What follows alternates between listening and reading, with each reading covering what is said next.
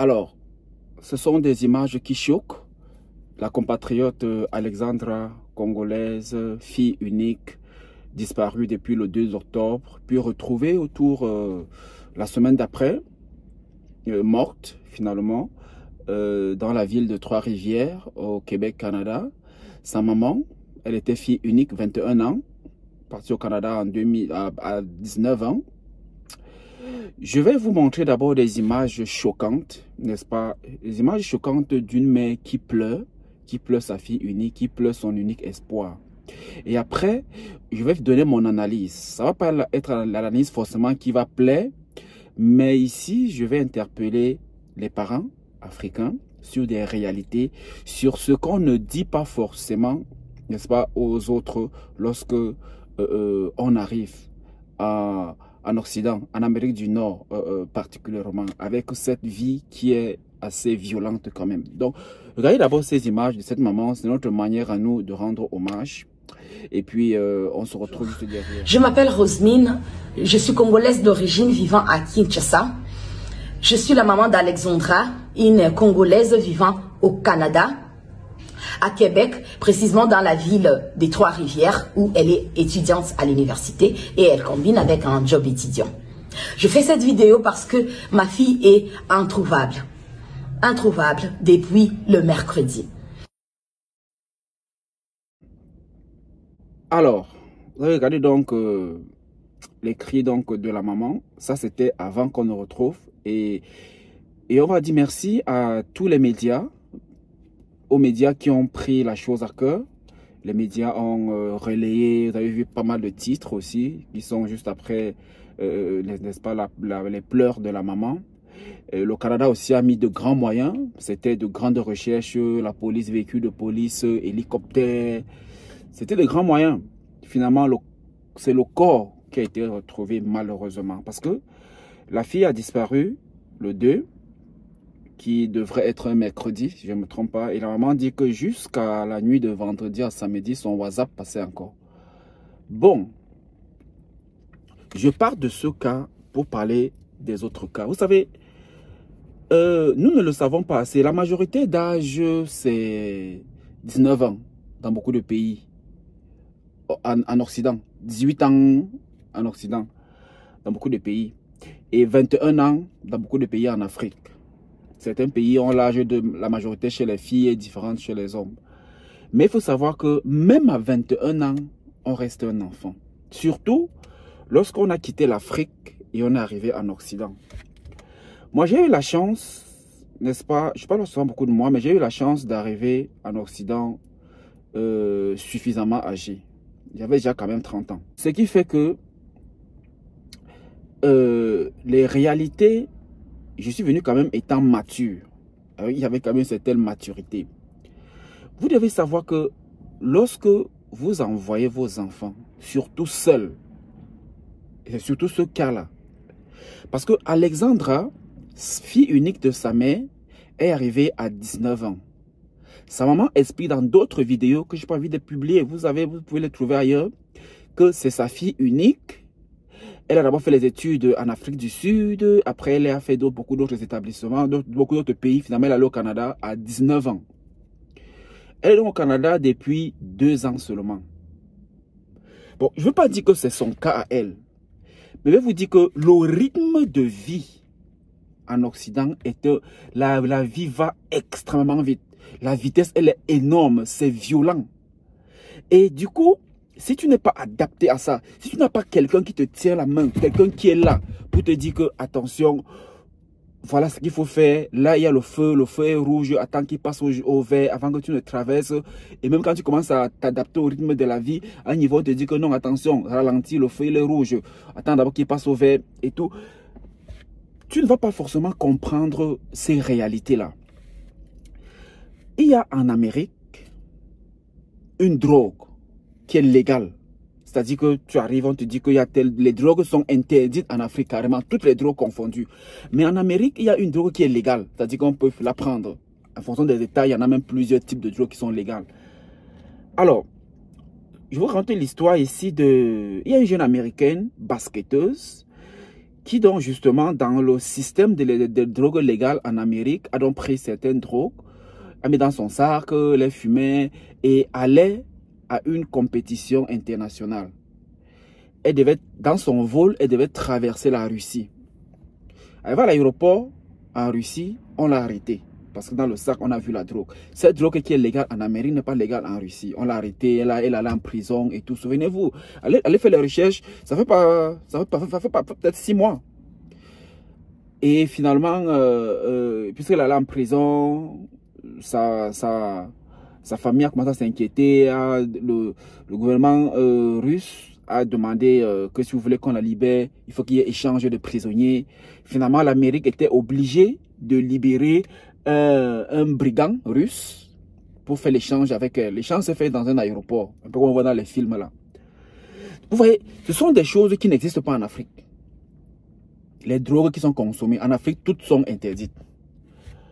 Bon, voilà donc le rythme quand vous envoyez vos enfants en Occident. Moi, j'ai envie de dire, c'est bien d'envoyer les enfants qui ont grandi. Mais c'est toujours important d'avoir quelqu'un de sûr sur place qui va l'accueillir, qui va l'orienter, qui va lui expliquer les réalités de la vie ici. Parce que quand tu arrives et que tu n'es pas avec quelqu'un de sûr, quand tu n'es pas dans des conditions sûres, il y a de fortes chances que tu dérapes. Tu te retrouves dans des mauvais camps, les mauvais gangs, tu marches avec de mauvaises personnes et tout et tout. Après, ça devient le sexe, la drogue et tout.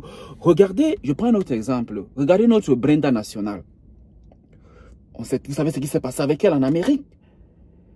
La presse dit qu'elle a pris le couteau sur sa maman. Pourquoi? Parce qu'elle est rentrée dans un esprit dont elle n'était pas préparée. Elle n'était pas préparée. C'est ça. Il y a beaucoup de violence dans la rue ici. On tire sur des gens, on bouscule les portes. Les gens ont atteint un niveau où vous voyez des jeunes. Il y a le moment où tu passes, tu roules, tu vois, il y a 300 jeunes en pleine ville, en route. Ils sont en train d'aller en vélo, en moto, avec les patins à roulettes là. Ils sont partout dans les rues. On est obligé d'appeler la police pour les encadrer. Et tout. Ils sortent d'où on n'en sait rien. Donc, je vais dire, chers parents, quand vous envoyez les enfants en Occident, rassurez-vous de la maturité de votre enfant. Il y a des enfants qui sont matures. Quand tu regardes l'enfant, tu sais que non, l'enfant, si elle est mature. Rassurez-vous, s'il n'y a pas cette maturité, rassurez-vous que vous envoyez l'enfant à quelqu'un de sûr. Quelqu'un qui va prendre cet enfant à cœur. Quelqu'un qui va contrôler l'enfant. Quelqu'un qui va bien éduquer l'enfant. Quelqu'un qui va orienter l'enfant. Bon. Regardez, lorsque les enfants arrivent ici, ils sont immatures, se retrouvent dans des clans, dans des mauvais groupes, après commencent à fumer, même la simple cigarette, après ils commencent à boire, après ça devient le sexe. Vous savez, le sexe en Occident, ici en Amérique surtout, est quelque chose d'extrêmement banal, extrêmement banal. C'est-à-dire qu'il y a des gens, tu vois des gens qui pratiquent du sexe dans les stations de métro, dans des supermarchés. Ça, c'est banal, mais c'est comme ça. Dans des supermarchés, dans des campus d'école. Donc, et après tu te dis, tu comprends que c'est parce que eux, dans leur culture, nous savons qu'en Afrique, dans la culture africaine, le sexe, il est quelque chose de sacré. Il y a des statistiques là. Il y a une jeune étudiante, je crois que c'est même encore sur Internet actuellement, qui a posé sur son Instagram qu'elle doit atteindre 700, elle doit pratiquer le sexe avec 700 partenaires différents en 2024. Et qu'actuellement, elle est déjà à 430. Et que l'année passée, elle avait fixé son objectif à 300 et elle a débordé même les 300 là, l'année passée. Pour elle, ce sont des exploits. Et les gens applaudissent. C'est sur Instagram. Je crois que c'est hier ou avant-hier que je scrollais et que j'ai vu ça. Donc, j'invite les parents de regarder où est-ce qu'ils envoient leurs enfants. L'enquête n'a pas encore expliqué ce qui s'est passé avec le cas de notre sœur Alexandra. vraiment, vivement que l'enquête avance. On sait très bien, on leur fait confiance. L'enquête n'a pas encore déterminé, mais moi je dis, cet enfant-là, Alexandra, qu'est-ce qu'elle partait faire dans un parc? Vous pensez vraiment qu'elle allait dans un parc s'amuser seule et elle s'est noyée comme ça dans l'eau? Parce que le corps, il a été retrouvé dans l'eau, dans un lac au parc. Vous pensez qu'elle allait se noyer comme ça? Elle était seule? Les enquêtes vont déterminer certainement les réalités de ce qui s'est passé et tout. Mais moi, je dis, la responsabilité des parents doit être interpellée, n'est-ce pas, sur quand vous envoyez votre enfant. Elle était seule, elle habitait seule, pour moi, elle était mineure. Parce que c'est vrai, on te dit que être 21 ans, elle est majeure, c'est vrai, mais pour moi, ça reste qu'elle est mineure. Parce que, vous savez, les jeunes en Afrique, les jeunes réussissent à avoir le baccalauréat à 15 ans, 16 ans. Ça fait qu'à 16 ans, on les envoie déjà en Occident pour faire l'université. Et il y a des parents qui envoient des enfants justement après le baccalauréat pour venir fréquenter à 16 ans, 17 ans. Et ils sont surtout surtout, ils sont généralement des enfants qui n'ont jamais été en Occident, qui n'ont jamais voyagé. Et ça fait que c'est la rencontre avec une culture complètement différente. Ici, tu es coupé du reste du monde. Ici, même le voisin, on ne dit pas bonjour au voisin. On ne dit pas bonjour au voisin. En début 2020, c'est une anecdote que je vous donne.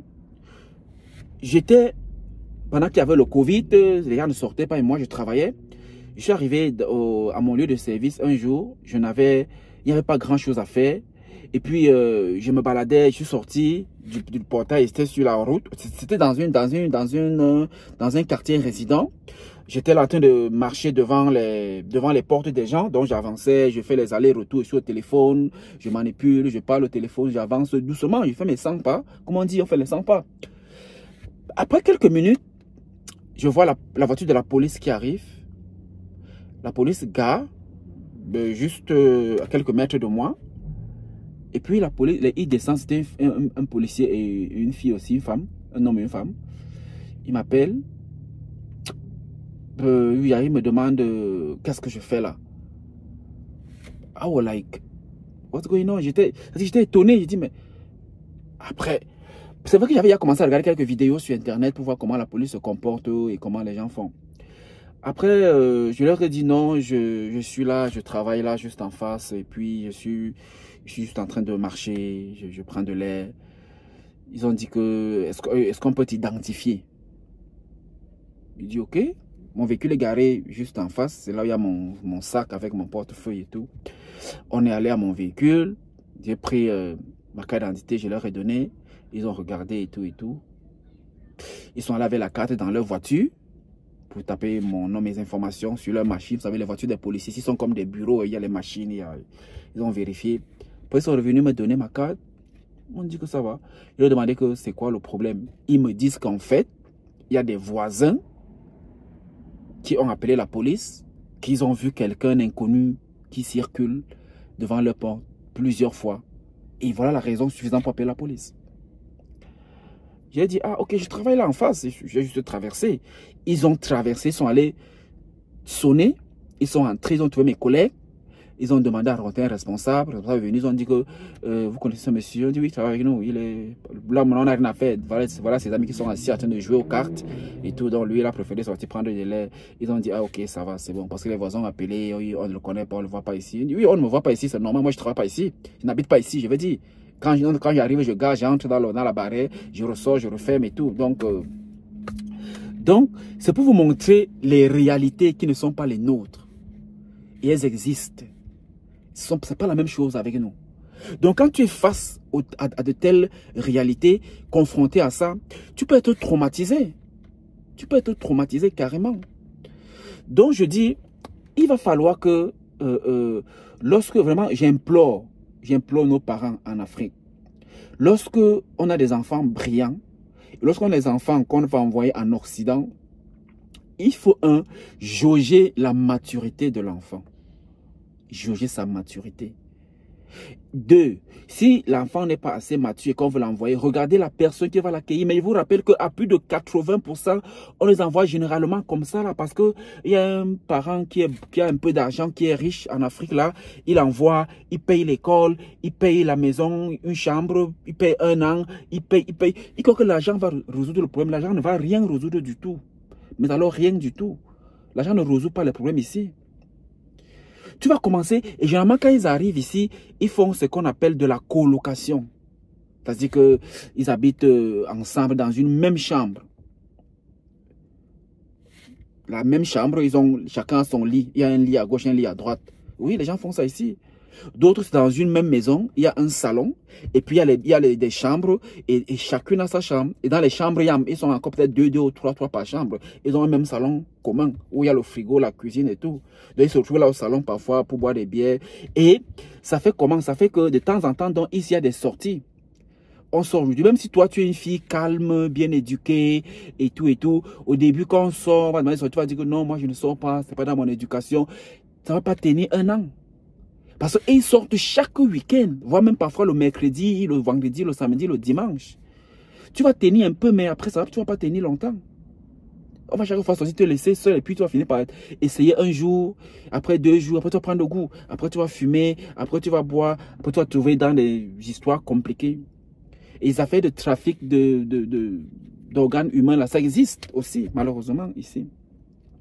Donc, je vais souhaiter mes condoléances. On va souhaiter nos condoléances et au nom aussi de toute ma petite communauté. Donc, on souhaite donc nos condoléances à la maman d'Alexandra. Donc, on lui souhaite nos condoléances. C'était malheureusement sa seule fille. Et quand tu la regardes, quand tu vois la vidéo, elle n'a plus l'âge d'une femme qui va accoucher. Donc, probablement, ça va être difficile pour elle. L'heure est simplement aux pleurs, aux lamentations. Et tout, voilà quoi. Donc, essayer, et ça c'est la partie, comme je disais, donc les aînés qui, en fait, je veux dire qu'on n'en parle pas beaucoup. Je ne veux pas accuser quelqu'un, parce que c'est trop facile de dire que les gens doivent toujours dire aux gens. Non, les gens doivent aussi réfléchir. Réfléchir avant d'envoyer vos enfants. Envoyer ton enfant, qu'il soit majeur ou mineur, s'il n'a pas vraiment dépassé 25 ans, et que tu l'envoies seul, pour venir étudier seul, parce que tu as payé l'école, payé 1 an de loyer, payé, et après il vient comme ça là dans un endroit, un espace international où il aura fait aux Américains, aux Européens, aux Asiatiques, tout le monde est là dans une même maison, on va à l'école, c'est extrêmement compliqué. Et c'est aussi en fonction aussi des filières même qu'ils font, des filières. Ceux qui viennent faire la médecine, ils sont vraiment chargés, ils sont occupés à fréquenter, parce qu'il n'y a pas le temps à beaucoup s'amuser. Il y a beaucoup de matières, il y a un suivi qui est rigoureux, il y a pas mal d'examens, de devoirs à faire. C'est rigoureux. Ceux qui viennent faire les cycles d'ingénierie aussi, c'est pareil. Mais ceux qui viennent faire la littérature, vous voyez, c'est plus soft.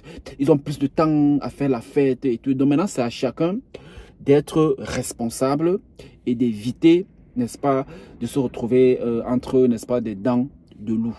Ok, voilà, donc on va terminer par là. On souhaite nos condoléances et vivement que les enquêtes soient un peu plus, que les enquêtes soient conclues rapidement sur le cas de Alexandra. Et on va simplement souhaiter que son âme repose en paix, parce que véritablement personne ne peut souhaiter ça à quelqu'un. C'était très violent. Donc voilà quoi. Quand vous envoyez vos enfants, rassurez-vous de les envoyer aux bonnes personnes, mais surtout aux personnes qui vont les suivre, et ne pensez pas que envoyer un enfant comme ça là c'est suffisant, parce que généralement lorsque les parents envoient les enfants, ils envoient les enfants dans un environnement inconnu, parce que généralement sont les endroits où les parents eux-mêmes n'ont jamais été, parfois ils vont même jamais y aller. L'enfant est sur internet, a vu une école, une université, et maman ça c'est intéressant, je vais en Tunisie, fréquenter. En Tunisie on n'en parlons même plus. Il y a les cas en Tunisie de mort, les enfants même qui disparaissent et tout. Il y a même les gens même qui disparaissent. On est obligé de dire que peut-être elle a tenté l'aventure, elle est tombée dans la mer, elle a disparu. Et on conclut le dossier comme ça là. Vous voyez, avec les affaires de racisme aussi qui interviennent et tout. Donc c'est extrêmement difficile. On a les cas pareils. Et puis, moi je me dis toujours, la politique, hein, elle est toujours pour quelque chose dans cette affaire. J'interpelle toujours les politiques pour dire l'Union africaine, on a l'Union africaine. On ne voit jamais l'Union africaine, même ne serait que faire un petit communiqué pour dire que voilà, c'est un compatriote africain. C'est pas que c'est trop difficile, même sur les sites internet. Je suis allé sur les sites internet là tout à l'heure, je n'ai rien vu, non, même pas. C'est-à-dire qu'ils ne postent pas, même quand les recherches étaient intenses, ils n'ont pas fait des notes pour dire que voilà, eux aussi ils compatissent et tout et tout. Bon. Quand on va te dire que c'est un coquille complètement vide et tout, bon. Mais bon, donc, vivement, voilà, on ne peut qu'avoir nos yeux pour pleurer et souhaiter que le corps d'Alexandra, n'est-ce pas, repose en paix. Portez-vous bien et à très bientôt. Salut. Ciao.